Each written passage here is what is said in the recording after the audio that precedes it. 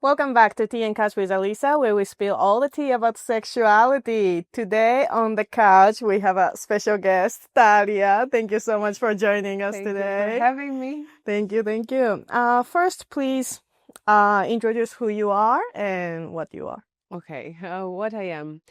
Well, now I identify as a sex and kink coach, sex educator, event organizer, and pro dom. That is very cool. That's my main occupation directions. But I also like to think of myself as just an educator, just a guide for people to show them new experiences, provide a safe space for them to experiment, to explore themselves, their relationship, and teach as much as possible about interesting practices, how to do them safely, what else to try, and what else is there besides just sex. As most of people think about sex, let's say. For sure. And today we're going to talk about BDSM. And first of all, I wanted to ask, what does BDSM stands for? Not only the like a meaning in the dictionary, but also what does it mean for you? What does it mean for me? So the words, the letters, BDSM, the acronym, is for, in my opinion, this broad world of practices, because it's not just one thing or one direction. And as I like to explain, every letter is a separate city in the country of BDSM. So like B is for bondage. So bondage can be so many things. It can be ropes, it can be ribbons, it can be stockings that you took from yourself and tied somebody to your lover to the bed. It can be just jeans in a passionate moment, just let down to your ankles, but you already kind of have this dynamic because your partner cannot run away, cannot move. So it's a restriction of movement of any kind. It can be a mental bondage. It can be bondage just you holding the hands of your partner. So anything with restriction movement, and the more we go into it, can be a vacuum bed, it can be a leather body bag and full suspension under the ceiling. So options are limitless. And then we go to D. D is for discipline and domination. So if again discipline, if you take that, it's also a lot of practices. If we take pet play, discipline could be training someone to be a good puppy, how to behave, how to do commands. If they want to switch from like their everyday role to a puppy role, then you train them, and that's their discipline. If it's discipline in a dynamic of dominant and submissive as a relationship, as a power dynamic, then discipline could be you write a report to me every morning, or you write a compliment every morning, or you send me a picture of your breakfast because I care for you. Because again, being dominant is not only giving commands or spanking someone or controlling their movements in the session, but if it's a relationship, you actually take responsibility for their pleasure and for their life maybe, and in a positive way. So like making them better, helping them become better, helping them evolve, get more out of this life together with you. So discipline could be that. Discipline also can be if there is some kind of play, like imprisonment or like capture, then discipline is like you have this schedule, you need to do these actions in order to either not get punishment or get a reward. So it can be that multiple things. Dominance, so DS stands for dominance and submission. Again, very different ways how people play into that and express that. But dominance for me mainly is discipline, because you first have to control yourself, then you control A good teacher from here, from Tallinn, Gilgamesh, also said, like, you control yourself, you control your tools, you control your partner, in that order. And for me, also, dominance is discipline. So you realize, you explore, you study what you like, who you are, how you want to present yourself when you're a dominant, what's your mood, what's your archetype, and what you can do and what you cannot do. So understanding your limits also is very important. And then, you take control of another person's pleasure in a way that it's a structured session, so for a brief moment, or in a relationship. And then discipline is, they say, a good relationship between dom and sub is the dominant knows and feels, through negotiations, through trust, not to stop too soon. And the submissive trusts and knows that they can stop the giver at any time, but they also trust not to say it also too soon.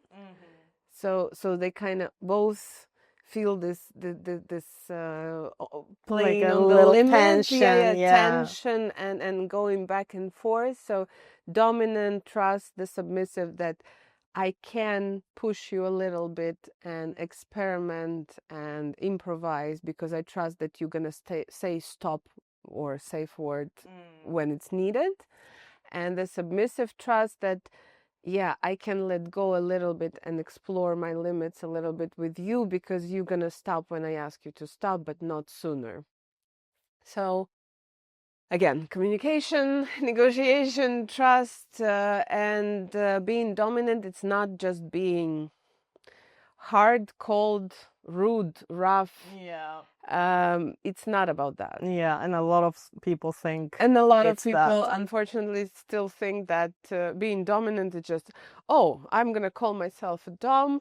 I'm gonna tell you what to do because I want it, and you're gonna do it because it's my will. No, that's not being a dominant. That's just being a dictator. Dominant is someone who actually cares for someone they're playing with, or they're in a relationship with. So being dominant, this DS dynamic is, I like that it combines different roles. So for example, it's not necessarily that top and bottom is the same person as dominant and submissive, or sadist and masochist. So somebody who's a top can be masochistic, for example, so likes to receive pain. And their submissive can be somebody who's a service oriented submissive, and they gonna, as a service, provide some painful practice to their top. Oh, okay. And you can be just top without being dominant. So I'm not your dominant, but I like to be on top in this play that we are going to do now, in this practice. So I'm going to tie you up, or I'm going to spank you, or I'm going to do sensory play on you, or I'm going to whatever we decide. But I'm not dominating you. There's no power dynamic in the practice, in the play. So top, bottom, dominant, submissive, sadist, masochist, like it can be like this. One person can be a zigzag. Okay, interesting. And it's a different combinations in every person. So for somebody, sadomasochistic side is not going to be even present. So somebody might not like pain, and it's totally okay. You still can practice BDSM. So here we go to S is submissive, but also sadism, and M is masochism. So submissiveness also, multiple ways how to be submissive. I like this example because I was once at the foot fetish party, and the guys who organized, one is like a really, really into feet and like into foot fetish and is a fetishist and also is kind of submissive most of the time. And the other one is just organizer, and he presented him, well, I'm a dom. Okay, but you organize these events, you can also enjoy some beautiful feet, you know? And the whole evening, the conversation was kind of like, yeah, well, I like feet sometimes with my partner. I can massage, I can kiss, but I'm not submissive. I'm a dom. Oh. I'm not into feet like my friend. Yeah. And I'm like, but you don't have to be a submissive to have a fetish and be into feet and actually worship somebody's feet at the party that's dedicated to this topic. Because again, as any practice, you can practice it in a power dynamic, and you can practice it just for sensations, just for experiences. And it can be connected to sex, and it can be not connected to sex. So submissive can be a service submissive, somebody who just provides some kind of service, whether it's serving tea, drinks, food. It can be even service of massaging your feet, but the person can be not a fetishist, so he's not a foot fetishist. He just provides you a service because you want it and you need it and you ask for it. Submissive can be somebody who offers you his body and his pain tolerance as let's say tribute for you to enjoy yourself. So suffering some pain, mostly for you even sometimes. Submissive can be just lead me, guide me. For example, in sissification or cross dress, you dress somebody into the opposite gender clothes and then try to, again, discipline them in how to behave as a different gender. And in that way, they just let go of this control. They give you control. They give you the opportunity to guide, be active, be leading, and that's their submission. And sometimes submissive is to the point of slave. So somebody who gives even more control of their lives. So then you can decide when they eat, when they sleep, what they wear, what job they take or not, etc. NSM, sadism, somebody who enjoys inflicting pain consensually, and masochism is defines somebody who likes to receive pain. And again, a lot of ways. It can be a little bit of pain. It can be pain mixed with pleasure. There are masochists who are strict masochists. They just like pain, and pain for them is pleasure. So multiple ways how people experience that, multiple practices. So it's this, I call kink and BDSM a huge playground for adults. So we are all still kids, all still like to play. This is how we play when we grow up. Yeah, I totally agree. And as BDSM is such a broad term, but because of that, there is a lot of misconception and misunderstanding going on in a society, right? What are some myths about not only BDSM, but like about sex in general that you wish people would unlearn? I'm sure there's a lot, but let's hear like top 3 of your top 3. So about BDSM, I guess it would be that BDSM is necessarily connected to sex. So BDSM is rough sex or something like that, sex with pain, and that BDSM is pain necessarily. No, it's not. Because, for example, we can take a practice like sensory deprivation. And I also find it interesting that a lot of people probably have practiced BDSM. They just don't realize that that also counts as part of BDSM. So, for example, sensory deprivation, from the whole spectrum of how it can happen or be done, blindfolds. Taking person's sight, vision, is a very, very powerful tool, and actually can be called an ultimate practice, because the moment you take eyesight, it's easier for a person to be in their body. So be in their sensation, feel more, focus more, be more present. So either you have sex or you do any kind of practice, it becomes more aware. You're more aware, it's easier to let go, because sight is very active. Sight is very active, and just closing your eyes is still an active kind of action. So you have to think about keeping your eyes closed. But when you blindfold it, you just relax and forget about it, and you focus on everything else. So sensory deprivation can be without any pain. It can be just exploring touch, or just exploring even being together, or just taking the sight, maybe putting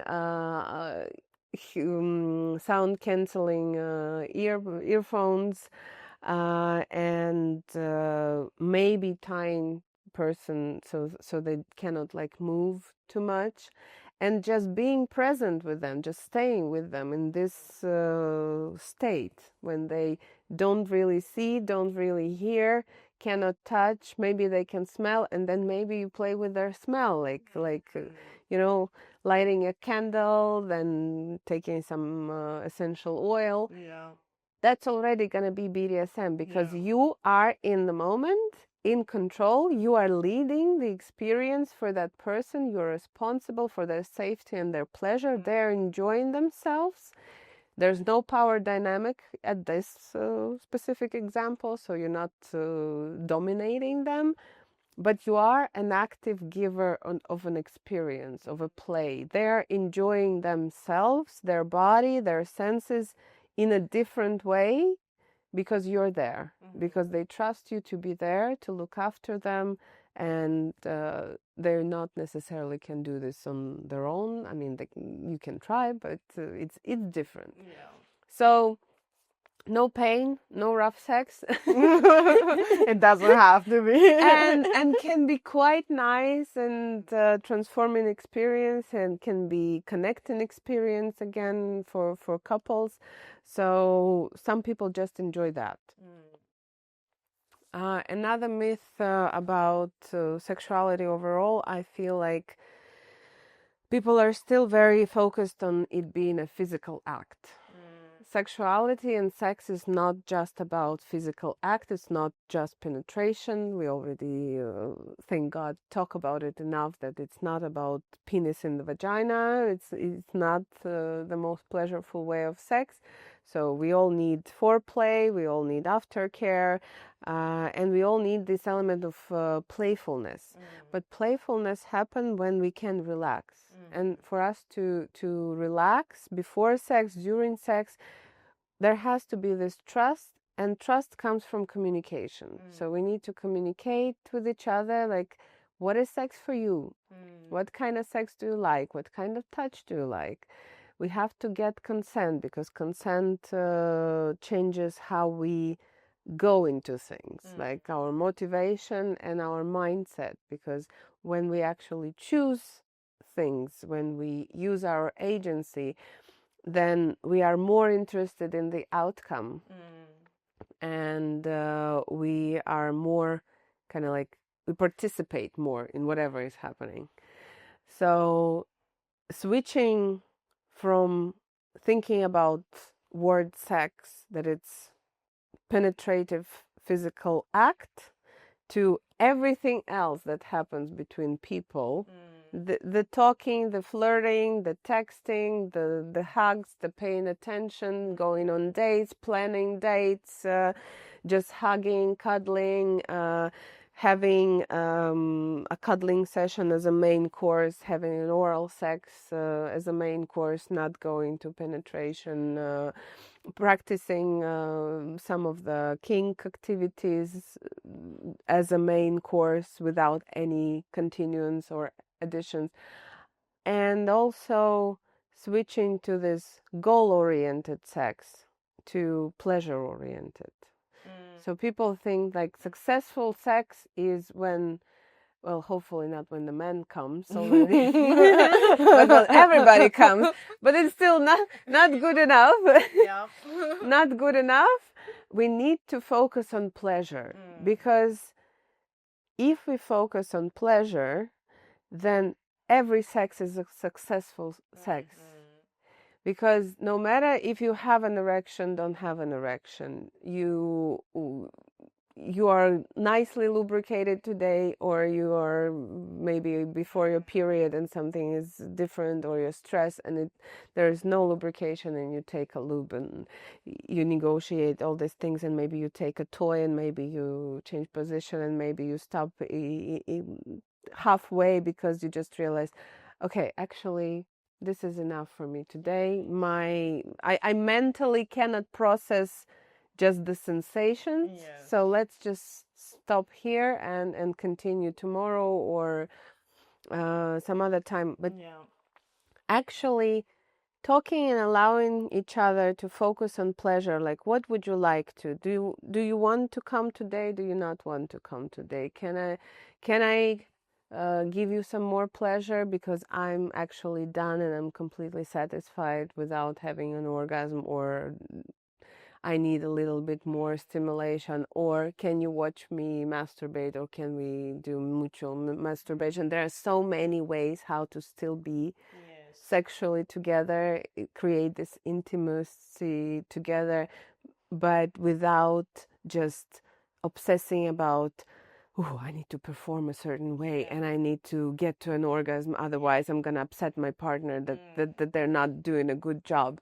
No, everybody is doing a good job. Just focus on what's pleasurable for you, communicate it to your partner. And I know it's difficult because it requires vulnerability, but if I could manage to convince people that this is the important part, not the outcome, not how many times we came, not if we had an orgasm at the same second.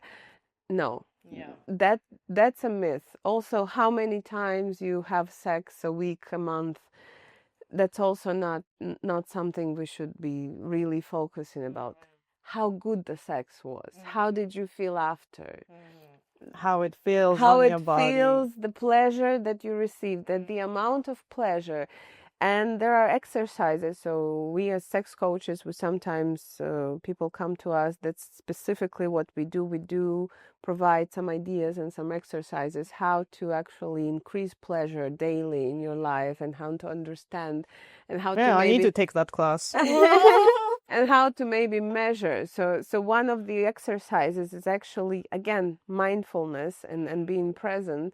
So for example, pleasure is not only sexual. Pleasure is not only in the bedroom.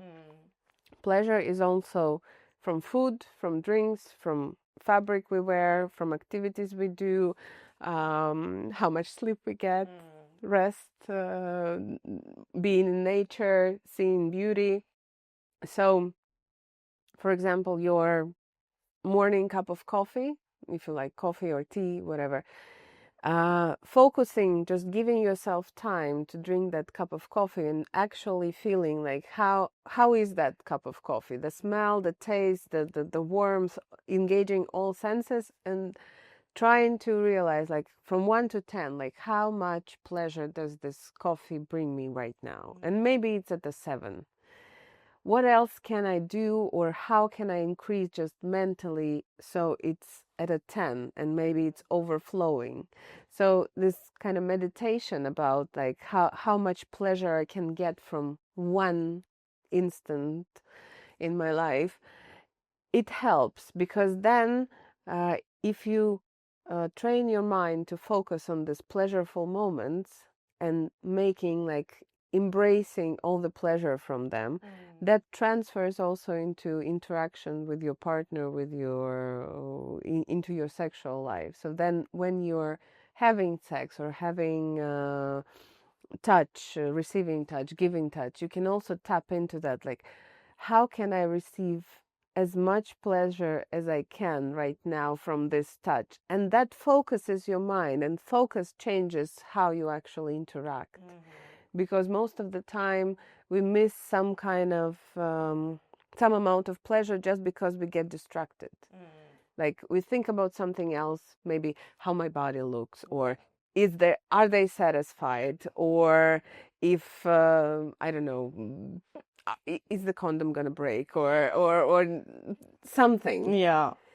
I think a lot of girls would agree to have like Yeah. you get into too much in your head. Yes. I very much have that. Yeah, and it's normal. That's how women's brain works. Women's brain works differently than men's brain, but it doesn't matter. We have each gender has its own nuances, what we need to overcome to actually be present and enjoy.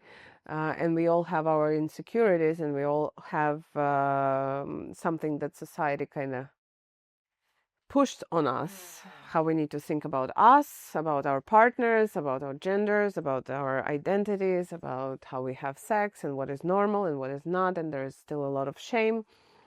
But all that can be overcome if we just try and be here and now, not compare, let's say, our last relationship or last partner with this partner. Just look at them at specific personality that I chose right now and interact them right now. And then if we are brave enough to be trusting, also explain, like, my pleasure comes from this, and right now, because I'm tired, I would like maybe more of this and less of this.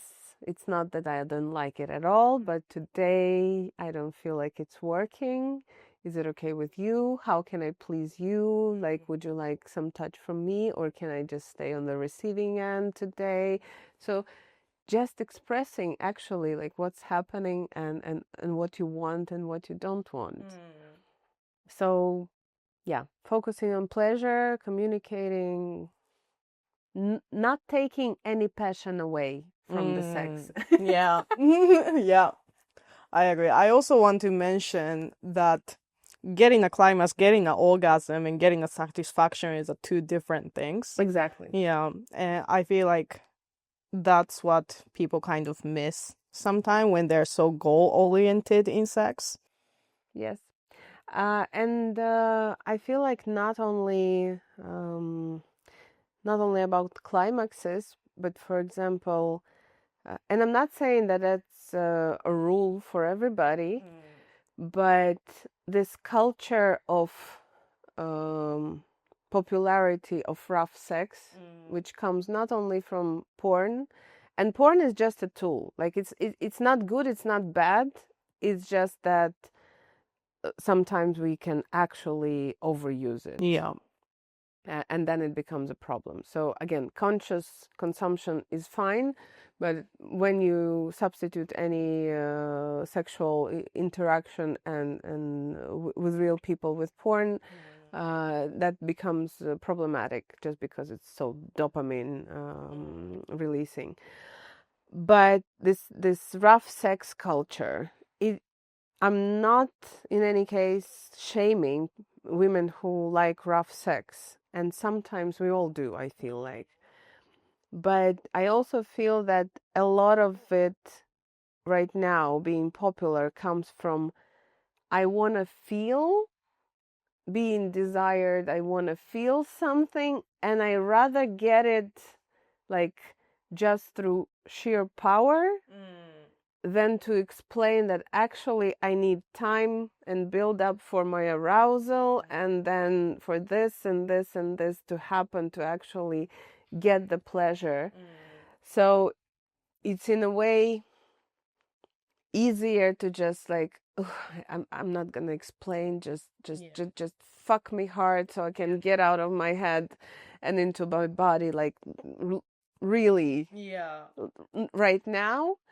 But it's okay if it's not the only way how you receive pleasure. So sexuality thrives on diversity. Like the more different ways you can find how you get aroused, how you get to climax, what kind of stimulation you like, what kind of toys, tools, poses you enjoy, the better. Yeah. So it requires a lot of self-awareness, it sounds like. It does. Yeah. And that's the thing why sex education matters, because the sooner we start explaining to people that actually this is something important, this is important part of your life in the future, not right now when you're like 10, 13, 16, Yeah. but in the future it will be. So just know your body, understand your body, how it works, how your psyche works, how it all works together, and why communication comes important, and why consent comes important in all of this. And for people who have like no idea of where to begin and like have no idea if they are dominant or submissive, how do you recommend starting a journey? Like, how does one figure out if they're dominant or submissive? I think it still comes out through trying, but first I would recommend maybe going to one of these resources like bdsmtest.org and filling out the questionnaire, answering like from 1 to 5, my thing, not my thing, interested, not interested, maybe, and at least get like average estimate, like what the test says about you. Yeah, what's your direction, what's your inclination. Then maybe go to any workshop that's related. It can be a bondage workshop, it can be domination workshop, it can be something, but just be in this context where some practice is happening, so you can maybe try one side or the other side, giver, receiver, and see how it feels. Because a lot of people are also switches, so they enjoy playing as a dominant and as a submissive, so as a top and as a bottom. And previously it was like with bisexuals, they didn't believe that switches exist. Somebody who hasn't decided yet. Then there was also they didn't believe that dominant women exist, but we're slowly unfolding those, like unlearning those myths. Yeah, but to find out, you have to try. And my advice always is not to rush. So if you have access to the community, great. Go to some community events and meet people and talk with them, share experiences. Maybe they can also already tell you something that's going to make you think, okay, I might enjoy that. Or the opposite, like, no, I would never want to do that. I would like to just relax and receive. Which is also important to know what your boundaries are. Yes, limits are very important. And usually people find out what they don't want to do or don't want to experience first, because somehow it's hard for us to know immediately what we like. Yeah. The society, our life is not focused on making us enjoy ourselves and understand what we like and think about what we like and choose what we like. So it's easier to say like, oh no, definitely not this, definitely not this, definitely not this role. And then again, there are resources like books and Instagram blogs, good blogs on just internet. You can go on fatlife.com always. There are a lot of things there, maybe things that you don't want to see also, but it's helpful because you can actually read posts from real people who explain what submission is to them or dominance is to them, and you can go to forums and look at the groups and discussions, what people discuss, and just don't take it as a copy paste, like immediately whatever I read, that's what domination or that's what submission means. just to get an idea what it can be, because FetLife is, as a resource for me, its main bonus is that there are fetishes and kinks listed in insane amounts. So everything that people found could be their fetish or kink, they suggested. Being in a room with red light, being yelled in German, having sex to certain Depeche Mode song, being spanked but called a specific name. So like There's a very, lot very of niche. nuanced. Yeah. Yes. And that explains to you that you just have to find your own way how to play. Maybe you're not a dom, maybe you're a master, maybe you're how was it, we were just at the festival, there were a lot of puppies, and a woman with a couple of puppies, she came and a handler. So I called her, you're their master, and she's like, no, a handler. So for puppies, you're a handler. You're not even their owner, master, dom, daddy, mommy, whatever. You're their handler. So it's very authentic role play, as it would be in real life. And yeah, why not? So just start slowly, try 1-2 things, analyze, do some self-reflection. What did I like? What did I not like? Do I want more mental things or more sensory, tactile things, physical, and then just go from there. But community definitely helps to bounce ideas and understandings of each other. It can be very validating, very supportive, and also just inspirational. Yeah. Do you recommend FetLife to find a community like that? Uh, Or is there a different platform you can recommend? For now, unfortunately, I would say FetLife is the easiest. Yeah. Because it's the biggest and it's the easiest, and it's not specific location focused. So FetLife posts events. FetLife has just search for people in your area or your city where you're at. They also post, usually people post their munches, so the social gatherings, social meetups for kinksters. So it's a good one. I don't really have an alternative that would be at the same level, because there are local, now there are always these smaller apps like Joy Club, which started as a swingers app, but now it's more kink and BDSM inclusive in our area, Estonia, Finland, I think Latvia as well. There is like XU app, also started as swinger, but they post events BDSM related. And some of them are paid, some of them are not paid, but FetLife is free, so that's also a huge advantage.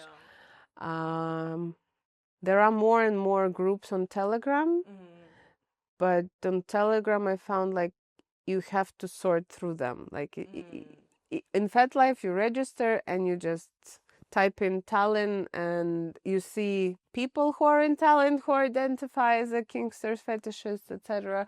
You see events, you see posts.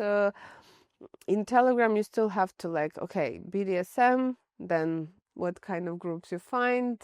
Are they just chat groups? Are they Discords? Another way how to connect, but I feel that mostly for you meet community and then you connect on Discord. Yeah, for sure. So yeah, for now I will recommend only FetLife. Well, thank you so much, Tanya. Thank you. And this brings us to that last question we Okay. have. What is a tea you want to spill to your younger self about BDSM? Tea about BDSM to my younger self. I think I would tell, I don't know how young we're going, but I would tell her that whatever curiosity you have about sexuality and these also weird things, it's okay. Just keep going that direction. Don't ever think that there's something wrong with you. It's okay, it's interesting, it's full of creativity and psychology, and it's gonna bring you a lot of interesting connection in life. I love that. Aww. Well, thank you so much, Thalia. Thank you for having me.